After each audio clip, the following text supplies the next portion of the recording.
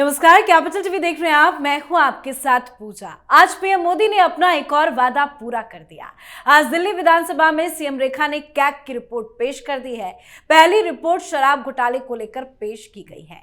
Report में कहा गया है कि नई शराब नीति से दिल्ली सरकार को तकरीबन 2000 करोड़ का घाटा हुआ।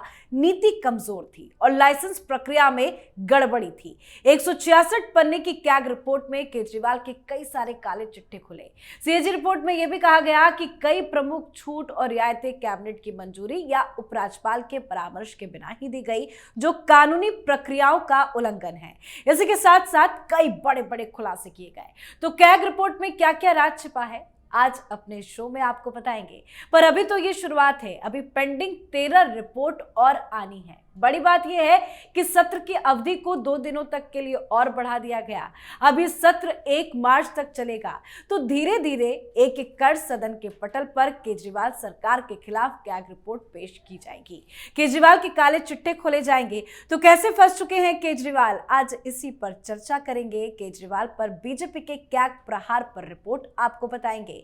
चर्चा के लिए मेरे साथ स्टूडियो में मौजूद हैं कैपिटल टीवी के editor in chief doctor Manish Kumar. Doctor साहब, बहुत बहुत स्वागत है आपका। धन्यवाद। आज तो कैग रिपोर्ट भी पेश कर दी गई, आगे क्या होगा? आगे ये होगा कि अरविंद केजरीवाल लालू यादव के कैटेगरी में इन्होंने एक कदम और आगे ले लिया। His political career is over. Bharatiya Janata party जिस मोड पे नजर आ रही है उसको कहते हैं 3rd डिग्री टॉर्चर। तो आप इसको समझ सकते हैं कि पॉलिटिकल एंड लीगल टॉर्चर करना शुरू कर दिया। अब अरविंद केजरीवाल जीवन में किसी को भ्रष्टाचारी नहीं कह सकेगा। आपको याद होगा कि जब ये लोगों को बेवकूफ बनाने के लिए अन्ना हजारे के कंधे पे बैठ के भ्रष्टाचार के खिलाफ आंदोलन चला रहा था, तो ये लिस्ट निकालता था। लिस्ट किसका किसका निकलता था? जिसके खिलाफ सीएजी रिपोर्ट आती थी। आज तुम्हारे खिलाफ भी आ गया, तुम्हारे खिलाफ ही आ गया। तो ये बजरंग बली ने किया है केजरीवाल, ध्यान रखना। ये भगवान के आशीर्वाद से ही हुआ है। प्रभु श्री राम के मंदिर को रोकने चले थे, वहां पे हॉस्पिटल और स्कूल खोलने चले थे और बजरंग बली को धोखा देने चले थे, तो आज तो आ गया ना। पहले एक चीज मोटा मोटी समझ ले, बहुत सारे लोगों ने फोन करके पूछा भी, ये सीएजी की रिपोर्ट से क्या होगा, है ना, बहुत लोगों के दिन में। देखिए, comptroller and auditor general of India, उसकी रिपोर्ट है। ये भारत सरकार की रिपोर्ट नहीं है। ये सीएजी, बहुत सारे लोगों को मैं देख रहा हूं टीवी पे, वो बता रहे हैं कि ऑटोनोमस इंस्टीट्यूशन है। ये ऑटोनोमस इंस्टीट्यूशन नहीं है, ये कॉन्स्टिट्यूशनल इंस्टीट्यूशन है। और इसके पास, सीएजी के पास जो पावर है वो चीफ जस्टिस ऑफ इंडिया के इतना ज्यादा फोर्स है उसमें। प्रधानमंत्री हो, राष्ट्रपति हो, सांसद हो, मंत्री हो, दुनिया में कोई भी हो, सारे लोग शपथ लेते हैं। शपथ में क्या बोलते हैं जी? कि हम संविधान को बिना किसी भेदभाव के लागू करवाएंगे। संवैधानिक व्यवस्था में 2 ही ऐसे पद हैं जिसमें यह कहा जाता है कि हम ये देखेंगे कि संविधान फॉलो हो रहा है या नहीं हो रहा है। कौन है ये 2? एक चीफ जस्टिस ऑफ इंडिया और दूसरा सीएजी। तो आप ये समझिए कि सीएजी ये सबसे ऊपर है। कॉन्स्टिट्यूएंट असेंबली के डिबेट्स में अगर आप देखें तो बाबा भीमराव अंबेडकर जब इसके बारे में बता रहे हैं तो ये बता रहे हैं कि ये सबसे इंपॉर्टेंट, ये एक ऐसा चाबुक है इनके पास कि सरकार अपने मन से 1 रुपया भी खर्च नहीं कर सकती, क्योंकि पैसा जो सरकारी खजाने में है वो देश की जनता का है, और वो जो देश की जनता का पैसा है उसका रक्षक है सीएजी। जैसे कानून का रक्षक कौन है? कानून का रक्षक, संविधान का रक्षक सुप्रीम कोर्ट है, तो वो जो पैसा है सरकार के पास सरकारी खजाना में, उसका रक्षक कौन है? सीएजी। तो एक चीज समझ लीजिए कि सीएजी कोई हल्का फुल्का इंस्टीट्यूशन नहीं है, और केजरीवाल पढ़ा लिखा आदमी है, वो जानता है। इसलिए 2G घोटाला हुआ, देखो सीएजी रिपोर्ट आ गई, सीएजी रिपोर्ट आ गई, और सीएजी रिपोर्ट आने के बाद क्या हुआ? मंत्री थे ए राजा, है ना, मंत्रालय से सीधे तिहाड़ पहुंचे थे। ये पावर है सीएजी का, बच नहीं सकता कोई। तो सर ऐसे में जांच एजेंसियां कैसे एक्शन ले सकती, क्योंकि सुप्रीम कोर्ट ने इसी मामले में उनको तिहाड़ से बाहर निकाला है, प्रक्रिया क्या होगी? अब देखिए, चूंकि केस ऑलरेडी चल रहा है, जी हाँ, बेल पे बाहर है ना, बेल पे बाहर है, तो ये जो सीबीआई का केस है और ईडी का केस है, सीबीआई इस पूरे चीज में इलीगैलिटी को देख रही है कि भाई उसके ऊपर आरोप क्या लगा कि ये जो केजरीवाल और मनीष सिसोदिया की जो जोड़ी है, 7 अजूबे इस दुनिया में 8वीं इनकी जोड़ी, इन लोगों ने कानून बनाने के लिए ही 100 करोड़ रुपए खा लिए कि देखो तुम 4-5 लोग हो, तुम लोगों को हजारों हजार करोड़ रुपए जो है वो कमवाते हैं, तुमको दिल्ली को लूटेंगे, 6% कैश हमको दे देना। ये घोटाला नहीं है। केजरीवाल क्या कहते थे, भाई मैं बनिया हूं, है ना, मैं बनिया हूं, हिसाब किताब पे बड़ा ध्यान देता हूं। फंस तो यहीं पे गया ये। सीएजी वाले का दिमाग इसलिए हिला कि भाई 80% सेल में बढ़ोतरी हो गई और 37% का घाटा हो गया। ये अजब कहानी है। माल ज्यादा बिकेगा तो ज्यादा फायदा होना चाहिए, लेकिन ऐसा कैसे कि माल ज्यादा बिक रहा है और उल्टा घाटा हो रहा है, मुनाफा। तो खैर, तो ये सारी चीजें हुई। तो सीएजी की रिपोर्ट के बारे में उसको अच्छी तरीके से मालूम है कि सीएजी का रिपोर्ट का मतलब है कि it is in the eyes of law, it is an evidence. ED क्या कर रही है? ईडी तलाश कर रही है कि मनी लॉन्ड्रिंग के जरिए पैसा इधर उधर हुआ, वो अलग कहानी है। सीबीआई तहकीकात कर रही है कि ये दरअसल घपलेबाजी इन लोगों ने किया है, कानून को तोड़ा है, इलीगैलिटी हुई है। लेकिन सीएजी की रिपोर्ट जो मोटा मोटी 3 हिस्से में है, वो 3 अकाउंट्स पे अरविंद केजरीवाल को गुनहगार बता रही है। अब मैं आपको किसी और बता दूं, जो प्रोसीजर है, जब इस तरह का कोई सीएजी रिपोर्ट आता है तो सीएजी रिपोर्ट आने के बाद एक कमेटी बनाई जाती है, पीएसी, और ये मामला वहां जाता है, ये रिपोर्ट वहां जाकर के उस पर डिस्कशन होता है। अब चूंकि संख्या भारतीय जनता पार्टी की ज्यादा है तो वहां हर चीज पे वोटिंग होगी। वोटिंग क्या होगा, वहां जो पीएसी है वो रिकमेंड करती है कि भाई इसके ऊपर जांच होना चाहिए, इस पे एक्शन होना चाहिए। तो सीधा सीधी इन लोगों ने लूट मचा दिया, और जैसे ही ये किया जाएगा गिरफ्तारी चालू हो जाएगी, इन्वेस्टिगेशन बुला लिया जाएगा, पूछताछ शुरू हो जाएगी। ठीक वैसे ही जैसे ईडी और सीबीआई जो पहले कर रही थी, अभी फिर से करना शुरू कर देगी। अभी और उस वक्त में फर्क ये है कि उस वक्त ये एक इलेक्टेड चीफ मिनिस्टर हुआ करते थे, तो लोअर कोर्ट में भी, हाई कोर्ट में भी, सुप्रीम कोर्ट में भी एक सहानुभूति होती थी कि अरे यार इलेक्टेड चीफ मिनिस्टर है, क्या करना है। लेकिन अब तो तुम न एमएलए हो, न मंत्री हो, न मुख्यमंत्री हो, कुछ नहीं हो।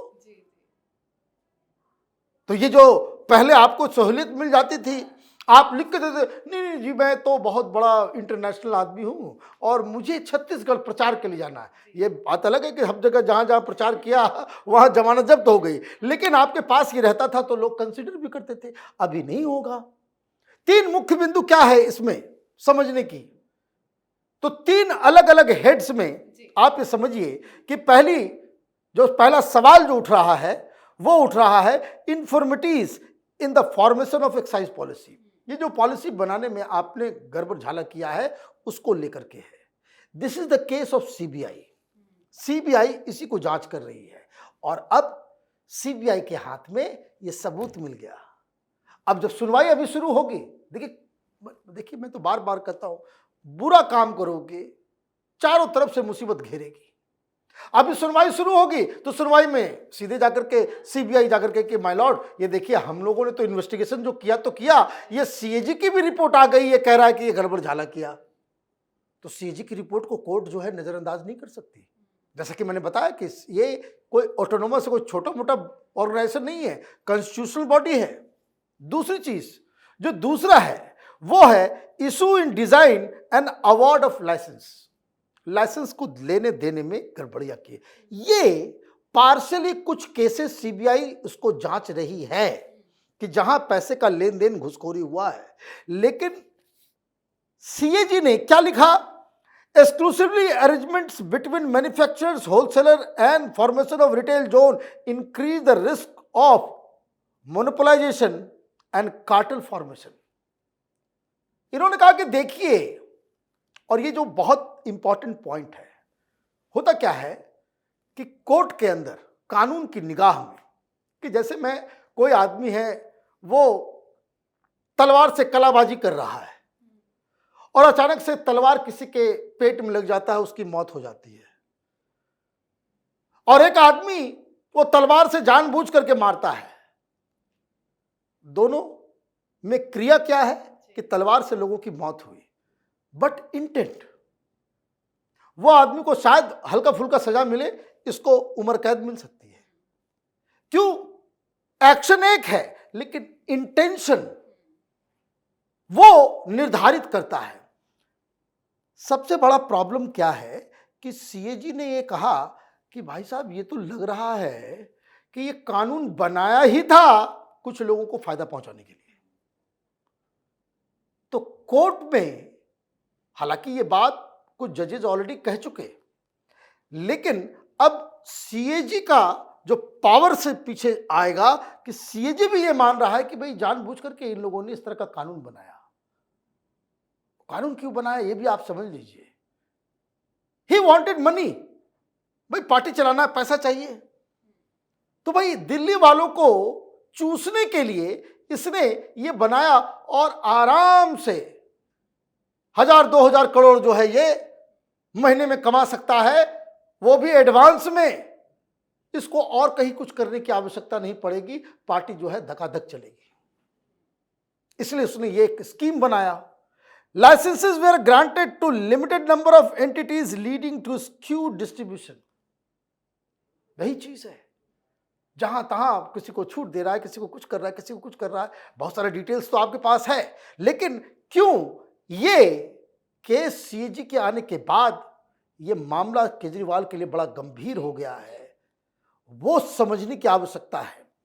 तीसरा जो एलिमेंट है, तीसरा एलिमेंट जो ब्रॉडर पिक्चर ये है कि issues in implementation of excise policy, ये किस तरह से इंप्लीमेंट किया गया, ये सीबीआई नहीं जांच रही, ये सीबीआई के प्रीव्यू के बाहर है। तो इसमें जो चीजें हैं वो अलग से जांच, अलग से केस, मतलब फिर से एफआईआर, फिर से जांच, फिर से केस, और फिर से तिहाड़, है ना। ये हिस्सा जो मैंने बताया कि 3 ब्रॉडर इसके की पॉइंट्स हैं। तो ये जो तीसरा है इंप्लीमेंटेशन में, जहां जहां उसके बहुत सारे पॉइंट है, 207 पेज का रिपोर्ट है, 14 रिपोर्ट अभी आने हैं, तो एक आ गया, 13 बाकी, और एक जो आज आया है 207। भाई साहब, एक बात मैं आपको बता दूं, इसका टाइम तो गया, ये कोर्ट कचहरी के केस में ही फंसता रह जाएगा, और दिल्ली की जनता ने पता नहीं क्या हुआ, ये ऊपर वाले की ही कृपा है, बजरंग बली ने ही ऐसा किया हो। अच्छा, आज मंगलवार भी है। अच्छा, मंगलवार भी है ना। मैं बार बार कहता हूं, देख भाई, केजरीवाल बजरंग बली को ही धोखा देने के चक्कर में था, नहीं दे सकते, तो वो पकड़े गए हैं। देखिए, इतने सारे केसेस इनके ऊपर लदने वाले हैं, और जनता ने इस तरीके से जिता के भेज दिया कि भाई इसका पाई पाई का हिसाब देखिए। बताइए, मैं तो कल आश्चर्यचकित था, ये पब्लिक को 200 यूनिट फ्री करवा करके ये खुद जो है 41 लाख रुपए का जो है माल खा करके बैठा हुआ बिजली बिल, 41 लाख रुपए का बिजली बिल जहां ये रहता था। कल एक आरटीआई से आया, मैं रिपोर्ट देख रहा था टाइम्स नाउ के ऊपर, कागज, बकायदा सरकारी कागज, ये बता 41 लाख से ज्यादा का बिजली बिल इसके घर का। पब्लिक को 200 यूनिट थमाते हो, और खुद ये 41 लाख रुपए इसके पॉकेट से तो नहीं जाएगा ना, सरकार से जाएगा। अब दूसरी दिक्कत क्या है कि 14-14 केसेस, 14-14 घोटाले, अब इसके ऊपर अलग से एसआईटी बनेगी। ये प्रॉब्लम यहीं पे खत्म नहीं हो रहा है, एसआईटी अलग से बन रही है और ये सारी चीजें होगी तो केस मुकदमा तो होगा ही।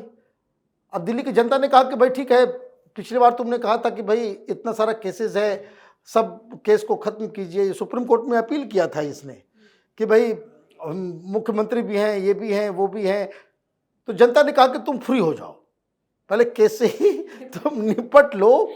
और मैं आपको बता रहा हूं 14-15 साल के लिए गया, 14-15 साल के लिए, क्योंकि आपके पास डिफेंड करने के लिए सीएजी के पूरी रिपोर्ट में एक भी चीज नहीं है जो अरविंद केजरीवाल के फेवर में हो।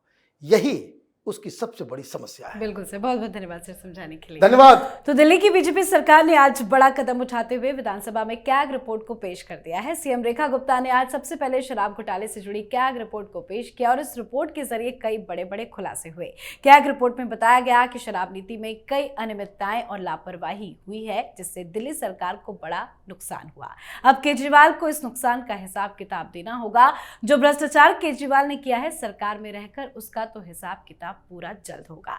तो आपकी क्या कुछ राय है, कमेंट करके लिखिएगा। देखते रहिए कैपिटल टीवी। नमस्कार।